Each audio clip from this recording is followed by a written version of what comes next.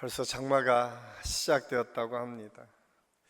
이제 우리나라도 동남아처럼 아열대성 기후로 변해서 갑자기 폭우가 쏟아지기도 하고 폭염에 의해서 무더운 여름을 예고하고 있습니다. 이런 폭우와 폭염이 더 이상 특별한 일이 아닌 것처럼 여겨지는 때를 지금 우리가 살아가고 있습니다. 특히 이럴 때에 계곡이나 하천을 지날 때는 늘 조심하라고 하는 방송이 우리에게 경고성 메시지로 매일매일 들려짐에도 불구하고 가끔 보면 그 안에서 사고로 숨진 이야기들이 계속 들려지고 있습니다. 미리 갑작스럽게 일어날 상황들을 준비하지 못할 때에 일어날 수 있는 경고의 메시지입니다. 그런데 문제는 이런 모습이 우리 믿음 가운데 있다라고 하는 사실입니다. 예기치 못한 영적 기후변화가 이 시대를 장맛비처럼 휩쓸러 가고 있는 시대를 살고 있습니다. 미래에 대한 불안, 인간관계 속에서 일어나는 여러 가지 아픔과 단절의 경험들, 때로는 예기치 않은 질병들 때문에 우리의 삶에 장맛비처럼 아무것도 생각나지 않고 공격당할 때가 참 많이 있는 것을 볼 수가 있습니다. 이렇게 영적인 위험에 노출된 시대를 살아가는 우리의 심령은 그럼에도 불구하고 차츰 메말라져서 누구도 믿지 못하는 우울한 시대를 살고 있습니다. 그런데 더 문제는 우리가 하나님 앞에 무릎을 꿇고 기도하는 시간보다 하나님의 말씀을 따라 순종함으로 나아갔다고 하는 고백과 결단보다는 이 세상의 일에 더 많이 분주해서 우리의 마음을 빼앗기고 사는 것이 우리 현대인들의 모습인 것을 볼 수가 있습니다. 이런 모습은 사실 코로나19 이후에 더 급속하게 우리의 삶을 그렇게 많이 바뀌어 놓은 것 같아요. 왜냐하면 코로나 때에 사람들을 만나는 것을 많이 막았잖아요. 그리고 그것을 누구 때문에 내가 전염병에 걸린 것처럼 오해받는 경우도 있었고요. 그런 것들이 일상처럼 느껴지는 시대가 지금 코로나 이후로 교회 안에서 우리 집회할 때, 모임을 가질 때도 참 많은 어려움을 경험하고 있는 것이 오늘 현대 교회의 모습입니다. 또한 여기에 엎친 데 덮친 격으로 2024년 기독교 사회문제연구소의 통계를 보면 세상 사람들이 그리스도인들을 바라보는 시각이 너무 부정적이어서 30% 미만의 이 순위로, 그래서 우리가 4대 종교라고 얘기하는데 가장 낮게 그리스도인들의 호감도를 조사했는데 예수 믿는 사람들이 가장 신뢰할 수 없다라고 한 통계가 나온 것을 보면 우리가 이 부흥의 때를 기대하고 소망하며 전도하고 주님의 복음을 증가하기를 원하지만 이 사회 환경은 녹록지 않음을 우리가 알게 됩니다. 사실 저는 오늘 이 말씀을 준비하면서 이런 시대적 어려움과 참 닮은 때가 오늘 우리가 읽은 사무엘상 7장의 시대인 것을 알 수가 있습니다. 그 당시에 이스라엘 백성들은 그 주변 국가 끊임없이 공격하는 블레셋의 공격을 받습니다. 심지어는 자기들이 가장 귀하다고 여겼던 언약궤를 빼앗기기도 했습니다. 그런데 문제는 그런 공격만 있었던 것이 아니라 내적으로는 여러 성읍들마다 우상을 섬기는 사람들이 많이 있었다라고 성경은 기록하고 있습니다. 바알과 아스타롯을 섬기는 사람들이 많았던 시대, 오히려 하나님께 무릎 꿇고 기도하고 하나님의 은혜를 구해야 될 때임에도 불구하고 우상을 섬기며 거기에 뭔가 있을 것처럼 여겨지는 것에 마음을 빼앗겼던 시대가 지금 사무엘상 7장의 시대였음을 알 수가 있습니다. 그럴 때에 하나님께서 사무엘 선지자를 통해서 그들을 다시 미스바로 모이게 하십니다. 그리고 거기에서부터 새로운 이스라엘의 역사를 시작하도록 이끌어 가시는 장면이 오늘 성경에 소개된 말씀입니다. 하나님은 오늘도 우리를 가장 안전하고 은혜롭고 축복을 누릴 수 있는 자리로 인도하시기를 원하십니다.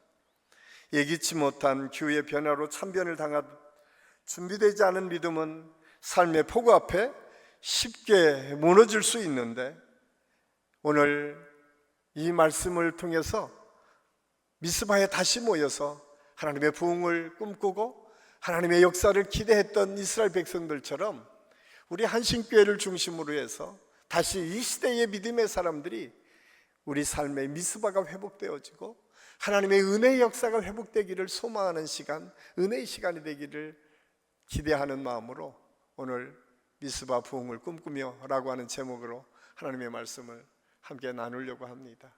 사랑하는 한식교회 성도 여러분, 오늘 이 자리를 여러분을 있게 하신 것도 하나님의 부르심이고 초청인 줄로 믿습니다. 미스바의 부흥처럼 우리 사랑하는 모든 성도들의 삶에 다시 믿음의 부흥, 여러분의 삶의 부흥, 여러분의 하는 모든 사업의 부흥을 경험할 수 있기를 예수님의 이름으로 간절히 축원합니다.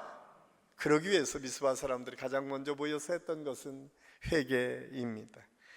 부흥은 회개로부터 시작됩니다. 사무엘은 미스바에 모인 모든 백성들에게 단호하게 선포합니다. 만일 너희가 전심으로 여호와께 돌아오려거든, 여기 전심이라고 하는 원어적인 의미를 보면 단순한 감정의 충동을 이야기하는 것이 아니라 마음의 전부를 기울여서 하나님의 방향으로 돌리는 것을 의미합니다. C.S. 루이스가 순전한 기독교에서 회개에 대해서 이렇게 얘기합니다. 회개란 나쁜 습관 몇 가지를 더 손보는 수준이 아니라 인생의 항로 자체를 180도 전환하는 작업이다. 그렇습니다. 회개는 지금까지 우리의 삶의 방향이 하나님께 집중하지 못했다면 하나님께 돌이키는 것, 하나님께로 향하는 것임을 오늘 말씀하고 있습니다. 이스라엘 백성들은 지금 하나님을 향하기보다는 바알을 향하고 있고 아스다롯을 향하고 있었습니다. 왜냐하면 그들이 뭔가 해줄 수 있을 것처럼 여겼거든요. 왜냐하면 그 당시에 지중해 문화권 속에 꼭 기독교뿐만 아니라 지중해 문화권 이스라엘 백성들이 있을 그때는 그 시대에 바알이, 아스타롯이 그 시대를 이끌어가는 신적 존재로 여기게 되었습니다. 그 현실은 이스라엘 백성들에게도 영적인 타협을 끊임없이 요구하게 되고, 결국 이스라엘 백성들은 그 타협을 통해서 하나님을 섬긴다라고 하는 이름은 가지고 있지만 실질적으로는 바알을 섬기고 아스타롯을 섬겼던 모습들이 있습니다. 심지어는 성전을 지어놨지만 성전 안에 여전히 우상들이 들어와서 횡행하고 있는 모습들을 우리가 기독교 역사 속에서 발견하게 됩니다. 그렇다면 3,000년 전, 4,000년 전에만 있었던 일일까요? 그렇지 않습니다. 오늘 우리가 사는 이 시대에는 좀 이름만 바뀌어져 있는 것이죠. 바알은 성공이라고 하는 이름으로 우리에게 슬그머니 들어와 있습니다.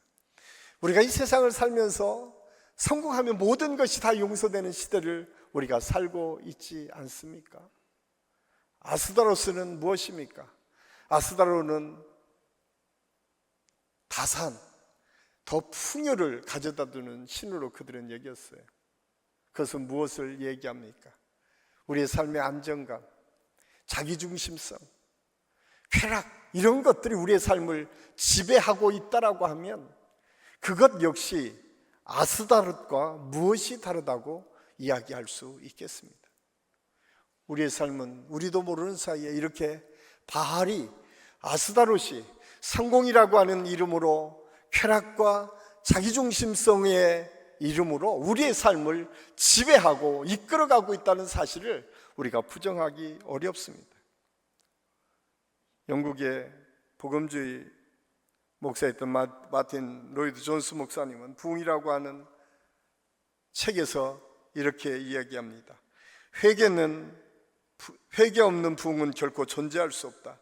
부흥은 죄의 실체에 대한 깊은 자각과 통회에서 시작되며 인간의 교만을 허물고 하나님 앞에 무릎을 꿇게 만든다. 결국은 처음에는 우리를 유혹하고 우리에게 뭔가 주는 것처럼 여겨지지만 결국 하나님을 떠나게 만든다라고 하는 사실을 말씀하고 있어요. 실제로 우리가 미스바 회개 운동은 그 내면에서부터 그 우상을 제거하는 데서부터 출발했음을 오늘 성경은 우리에게 말씀해주고 있습니다. 그렇기 때문에 회개는 오늘 우리가 회개 운동을 한다라고 하면 죄송합니다, 내 탓입니다, 내가 잘못했습니다, 여기에 머물러서는 안 됩니다. 청교도 신학자였던 토마스 와튼 목사님은 참된 회개는 마음의 고통이 행동의 병원으로 이어질 때 완성된다고 얘기했습니다. 마음의 고통, 나의 자책, 회개는 그냥 거기서로 머무는 것이 아니라 삶의 변화로까지 이어져야 온전한 회개라고 이야기합니다. 그런데 여기서 중요한 것은 여러분, 회개하면 가장 먼저 우리가 경험하는 것은 뭐예요? 아유, 주님 잘못했습니다. 그래서 회개하라 하니까 우리가 죄책감에 묶여 살 때가 참 많이 있어요. 회개는 죄책감에 묶이는 게 아닙니다. 회개의 출발은 먼저 하나님의 은혜를 기억해내는 데서부터 출발합니다. 많은 사람들이 회개하라고 하면 먼저 나의 잘못만을 바라봅니다. 그렇지 않습니다. 오늘 이스라엘 백성들에게 회개를 구했을 때 먼저 했었던 것은 오늘 읽지는 않았지만 7장 2절 말씀해 보니까 이 온 이스라엘이 여호와를 사모하니라. 하나님을 그리워하고 사모하는 데서부터 회개가 출발한다는 사실입니다. 하나님께서 이스라엘 백성들을 어떻게 이끌어 오셨는지, 어떤 은혜를 베풀어 주셨는지를 먼저 기억하기 시작하니까 그 은혜를 잊어버린 때가 언제인지가 발견되고 그 은혜가 무엇이었는지를, 그리고 그 은혜 속에 들어갔을 때가 언제 있는지를 내가 깨닫기 시작했다고 하는 사실을 오늘 성경은 우리에게 말씀해 주고 있습니다. 그래서 회개는 하나님의 은혜가 기억될 때 시작됩니다. 그 은혜의 최고점이 무엇입니까? 그 은혜는 예수 그리스도의 십자가의 은혜 아닙니까? 하나님과 우리의 관계가 죄로 막혀 있을 때에 하나님께서 예수 그리스도를 이 땅에 보내주심으로 그분이 우리의 죄를 대속해 주심으로 그 길을 열어주셨어요. 그것을 보기 시작할 때 그 은혜가 내 속에 임하는 것을 내가 경험하고 느끼고 체험할 때부터 회개가 시작된다는 사실을 우리는 알아야 됩니다.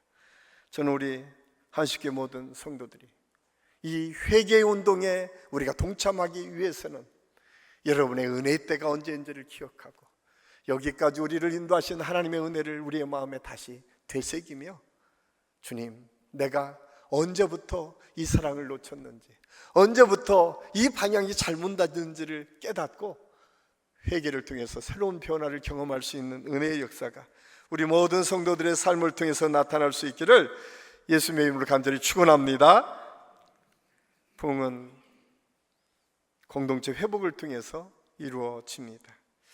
하나님께서는 회개운동이 처음 한 사람을 통해서 시작되지만 그 회개운동은 단순히 그 사람만이 아니라 이스라엘 온 공동체로 퍼져갔음을 오늘 성경은 우리에게 말씀해주고 있습니다. 그러면서 오늘 7장 5절 말씀에 보면 온 이스라엘은 미스바로 모이라, 내가 너희를 위하여 여호와께 기도하리라. 여기 모이라라고 하는 명령은 단순히 물리적 소집이 아니라 신앙 공동체 회복을 위한 하나님의 부르심과 초청이었음을 알 수가 있습니다. 당시 이스라엘 백성들은 분열되어 있었어요. 왜냐하면 성공이라고 하는 이름은 끊임없이 경쟁 속에서 누군가를 누르지 않으면 내가 성공한다라고 느끼지 못하는 것 아닙니까? 다산, 많은 것을 소유하는 것 역시 그렇습니다. 늘 비교 속에 우리의 마음을 뺏길 때가 얼마나 많이 있습니까? 그래서 공동체는 사라져버리고 누구나가 다 경쟁 상대로만 여겨지는 시대, 그런 때를 지금 우리가 살고 있지는 않습니까? 아마 3,000년, 4,000년 전에 이 바알과 아르사를 섬겼을 때도 아마 이스라엘 백성들은 그런 모습이었습니다. 서로를 공격하고 서로를 빼앗고 죽이고 그런 것이 일상이 되었던 때에, 그래서 하나님의 언약궤를 잊어버리고 중심이 될 모아질 것조차 없었던 그런 때 사무엘 선지자는 이스라엘 모든 백성들을 미스바에 모이게 하고 하나님을 향하게 합니다. 여러분, 우리가 다 다르지만 예수 그리스도 안에서 하나 된다라고 하는 것은 무엇입니까? 우리가 예수 그리스도를 같이 바라보는 거죠. 많은 사람들이 결혼할 때 그렇게 하죠. 서로가 사랑하는 것만을 생각합니다. 그러다 보면 그 사랑이 식어지면 그거로 서로 돌아서는 거죠. 여러분, 마음을 같이 한다는 것은 무엇입니까? 방향을 함께 같이 가는 거예요. 그 방향을 함께 나아간다는 거예요. 그래서 결혼도 마찬가지고 신앙생활도 마찬가지입니다. 우리가 같은 방향을 향해서 걸어가는 거예요. 하나님의 은혜를 향해서 하나님께 주신 기쁨과 축복이 무엇인지를 발견하고 그것을 향해서 가는 것, 이것이 신앙생활이고 믿음생활이고 오늘 회개의 출발점임을 오늘 성경들에게 말씀해 주고 있습니다. 그런데 이런 일들은 그냥 쉽지 않습니다. 오늘 성경은 그 일에 대해서 6절에서 이렇게 말씀합니다. 그들이 미스바에 모여 물을 길어 여호와 앞에 붓고 그날 종일 금식하고 우리가 여호와께 범죄하였나이다. 하나님께 제사를 드리는 모습이 있습니다. 그런데 오늘 특징적으로 오늘 소개하고 있는 것이 물을 부었다라고 오늘 성경은 소개하고 있어요. 이스라엘 백성들의 제사법에는 물을 붓는 행위가 곧 우리의 모든 은혜를 하나님께 고백하는 행위와 동일시되었음을 성경은 우리에게 말씀해 주고 있습니다. 물을 부었다라고 하는 의미, 그것은 하나님을 전적으로 신뢰하고 따르겠다라고 하는 고백이 있을 뿐만 아니라 물을 붓는 물, 그것을 다시 담을 수 없잖아요. 내가 돌이키지 않겠다라고 하는 결단이 그 속에 담겨져 있어요. 그러니까 물을 부었다라고 하는 것은 단순히 물이 부어졌다라고 하는 의미뿐만 아니라 이것을 다시 담을 수 없는 것처럼 내 이 결단이 변하지 않고 하나님만을 향하겠습니다라고 하는 고백이 그 속에 담겨져 있음을 알 수가 있습니다. 이런 고백이 쌓여질 때에 그 공동체가 변화되기 시작했습니다. 우리가 잘 아는 1900년도 초 1800년도 말 세계 부흥의 역사에 길이 남을 부흥의 역사가 영국 웨일즈에서 있었습니다. 그 부흥을 이끌었던 사람은 이반 로버츠라고 하는 젊은 청년이었습니다. 나중에는 그가 목회자가 되었지만 그는 광부의 아들로 광부로 살았던 젊은이였습니다. 어느 날 그가 하나님을 깊이 만나고 성령 충만의 역사를 경험하기 시작합니다. 그리고 하나님의 은혜를 결단하기 시작해요. 내가 하나님의 복음을 증거하며 살겠습니다. 그 시대는 지금처럼 시대가 빠르게 변화하던 시대였어요. 웨일즈에는 여러분 광산이 많았었던 곳입니다. 탄광이 많았었던데요. 새로운 이제 땔감으로 탄광을 수입을 통해서 그 도시가 부흥하기 시작했어요. 부흥하기 시작하니까 타락하기 시작했어요. 술집이 많아졌고 이상한 것들의 문화가 형성됐던 것이 웨일즈였습니다. 그런데 이반 로버츠는 하나님을 만나고 그것을 거부하는 운동을 시작합니다. 그런데 놀랍게도 하나님께서 처음 그 젊은이를 통해서 시작한 그 공동체 운동이 그 웨일즈 전역에 하나님의 역사로 나타나고 심지어는 그 지역에 그렇게 많았던 술집이 다 문을 닫을 정도로 그 지역이 변화되는 하나님의 역사가 있었음을 알 수가 있습니다. 그는 이렇게 고백합니다. 성령의 역사는 결코 개인만을 감동시키고 끝나지 않는다. 진정한 부흥은 공동체 전체를 하나님 앞에 엎드리게 한다. 함께 우는 공동체는 반드시 함께 일어설 것이다. 로버츠는 이 믿음으로 주님의 복음을 증거하기 시작했어요. 젊은 청년이 그것도 광부인 주제에 하나님의 말씀을 선포할 때 누가 그를 따르겠습니까? 그런데 처음에는 그가 주님의 복음을 증거할 때 그때는 신학교도 가지 않았는데 수요일 날 내가 한번 주님의 이 은혜를 나눌 수 있는 기회를 달라고 하니까 17명 처음에 모였었다는 거예요. 근데 나중에 37,000명이 모이는 집회를 이끌 정도로 하나님의 놀라운 역사가 있었다라고 이야기를 합니다. 오늘 우리가 살아가는 이 시대는 혼자 있는 것이 너무 편안한 시대에 살고 있습니다. 누군가가 나를 터치하고 누군가가 내게 뭔가를 요구한다면 그것이 불편한 시대. 그래서 신앙생활도 내가 말씀을 묵상하고 내가 신앙생활을 하는 것보다 혼자 하는 것이 훨씬 편하다고 느껴지는 시대를 살고 있습니다. 그런데 우리가 잘 아는 영성학자 유진 피터슨 목사님은 다윗 현실에 뿌리박은 영성이라는 책에서 이렇게 우리에게 경고하고 있습니다. 영성은 공동체를 떠나서는 자라날 수 없다. 하나님께서 역사하신 자리에는 반드시 사람들과의 관계가 얽혀 있다. 하나님을 사랑한다면 형제를 사랑하지 못하는 자는 진리를 아는 자가 아니다. 이 경고는 오늘날 한국 교회에 우리 믿음의 사람들에게 동일하게 주시는 메시지입니다. 그래서 우리 한신교회가 다시 회복해야 될 건 이 공동체, 우리 교회 공동체가 안에서 관계들이 회복될 수 있어야 돼요. 하나님은 이사야 선지자에게 이사야 58장 12절 말씀을 통해서 우리에게 이런 위로의 말씀을 주십니다. 우리 같이 한번 읽겠습니다. 내게서 날짜들이 오래 황폐된 것들을 다시 세울 것이며 너는 역대에 파괴된 기초를 쌓으리니 너를 일컬어 무너진 데를 보수하는 자라 할 것이며 길을 수축하여 거할 곳이 되게 하는 자라 하리라. 하나님께서는 우리 믿음의 사람들이 한 사람만 바로 서기 시작하면 그 주변에 변화의 역사가 일어난다는 거예요. 무너진 데를 보수하고 회복시켜주는 하나님의 역사를 너희를 통해서 이루시겠다.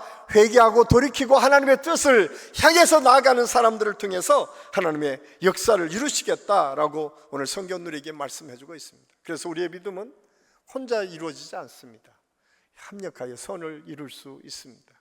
그래서 에베소서 4장 16절에서는 교회를 이렇게 소개하고 있습니다.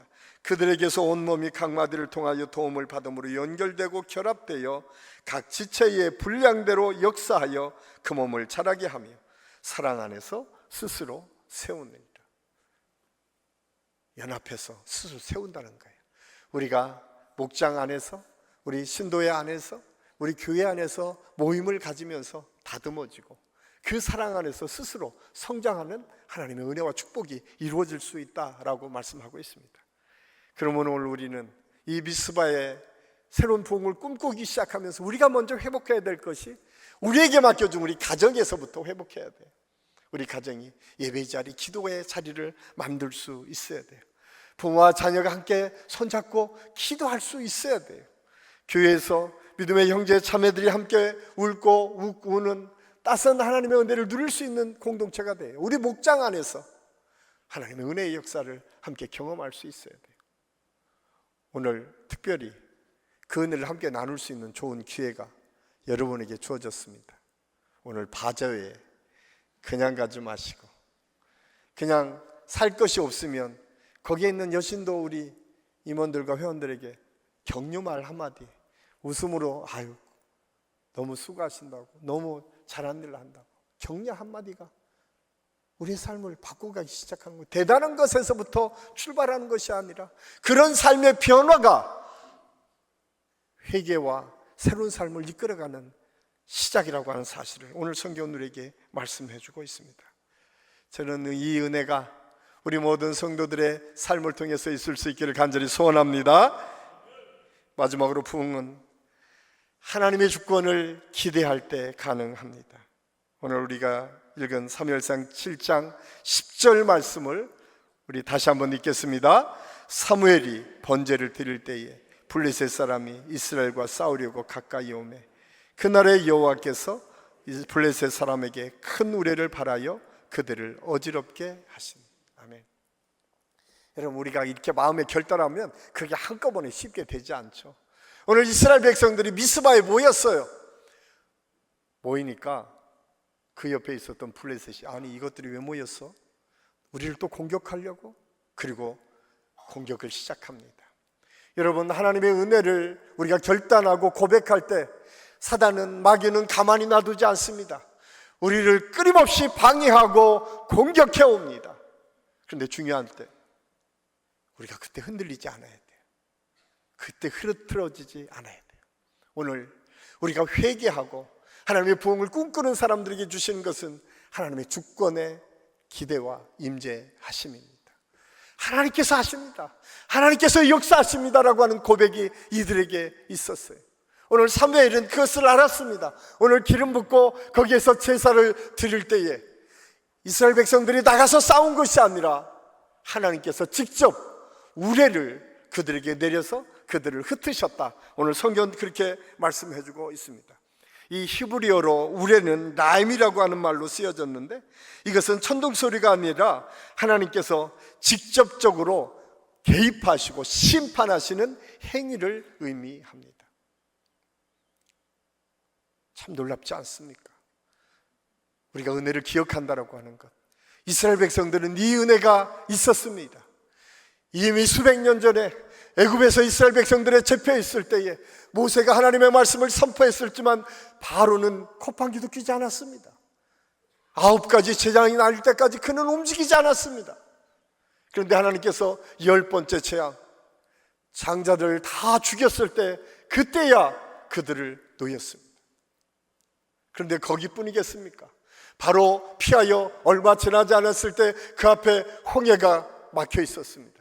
뒤에서는 이제 도망가는, 탈출하는 이스라엘 백성들을 쫓는 애굽의 군대들이 쫓아왔습니다. 그때 모세가 그런 고백을 합니다. 너희는 가만히 서서 하나님의 일하심을 보라. 모세는 지팡이를 홍해를 향해서 내옵니다. 놀랍게도 홍해가 갈라집니다. 하나님이 일하십니다. 여러분, 우리가 하나님을 붙잡기만 하면, 우리가 하나님의 뜻만을 순종하고 나아가기만 하면 남은 부분은 하나님께서 책임져 주십니다. 여러분, 부흥의 역사는 그렇게 시작됐습니다. 미스바의 부흥은 놀랍도록 그런 하나님의 역사를 이루었음을 우리가 알 수가 있습니다. 그래서 웰즈 부흥을 처음 시작했던 이반 로버츠는 이런 일기를 고백하고 있습니다.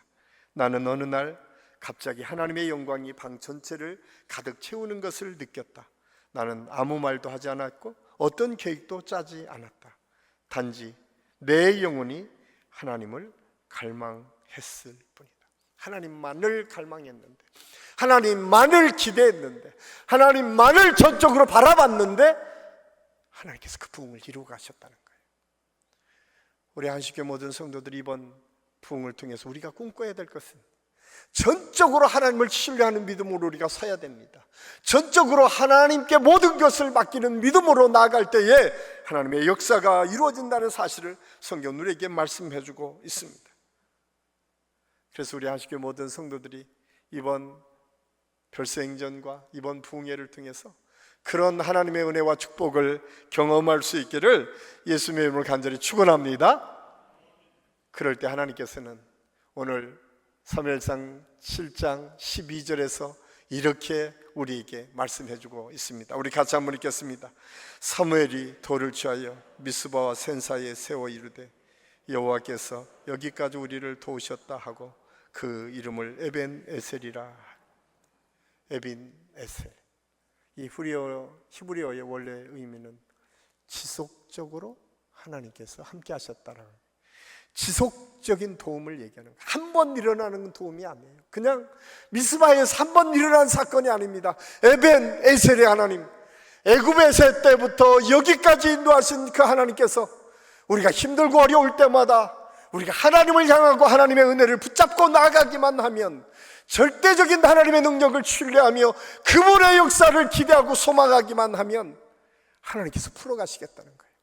하나님께서 우리의 삶을 책임져 주시고 이끌어 가시겠다고 말씀하고 있습니다. 이것이 미스바 부흥의 역사입니다. 사랑하는 한식교회 성도 여러분, 여러분의 지금 삶의 상황이 무엇입니까? 여러분의 인생에서 여러분이 기대하는 것이 무엇입니까? 여러분이 목표하는 것이 무엇입니까? 그 목표를 붙잡기 전에 여러분, 우리의 방향을 하나님을 향하십시오. 그리고 내 안에 있는 바알과 아스타롯을 하나하나 제거해 가십시오. 그리고 옆에 있는 우리 믿음의 식구들과 함께 하나님께서 주신 은혜를 함께 기대하며 소망하며 나아갈 때에 하나님께서 에벤에셀의 하나님, 성경은 이유로 그렇게 표현하고 있습니다. 우리가 오늘 읽지는 않았지만 그 위에 사무엘이 있는 동안 블레셋이 다시는 이스라엘을 침범하지 못했다라고 오늘 성경은 기록하고 있습니다. 에벤 에셀의 하나님은 그냥 한 번 우리와 함께 하시는 하나님이 아니라 우리의 삶 전체를 이끌어 가시는 전능하신 하나님이고, 그 하나님이 우리의 삶을 책임져 주신다라고 오늘 성경은 말씀해 주고 있습니다. 이 은혜를 우리 모두가 누리는 이번 별세행전 블레싱 100 그 기간이 되고, 여러분의 삶이 온전히 하나님을 향하는 은혜가 있기를 예수님의 이름으로 간절히 축원합니다. 기도하겠습니다. 아버지 하나님, 은혜를 감사합니다. 오늘 말씀을 통해서 미스바 부흥 운동이 어떻게 시작되었고, 어떻게 하나님께서 간섭하셨고, 어떻게 하나님의 뜻을 이루어 가셨는지를 함께 생각했습니다. 주님, 오늘 이 자리가 하나님을 향한 회개의 자리가 되게 하시고, 돌이키는 자리가 되게 하시고, 하나님을 향해서 우리의 삶을, 방향을 정조준하고 온전히 하나님을 향하는 믿음의 자리가 되게 도와주시옵소서. 그래서 그 은혜를 통해서 우리 모든 성도들이 가는 곳곳마다 에벤 에셀의 하나님, 여기까지 나를 도우셨습니다 라고 하는 고백이 우리 모든 성도들의 삶의 고백이 되게 도와주시옵소서. 예수님의 이름으로 감사드리며 기도하옵나이다. 아멘.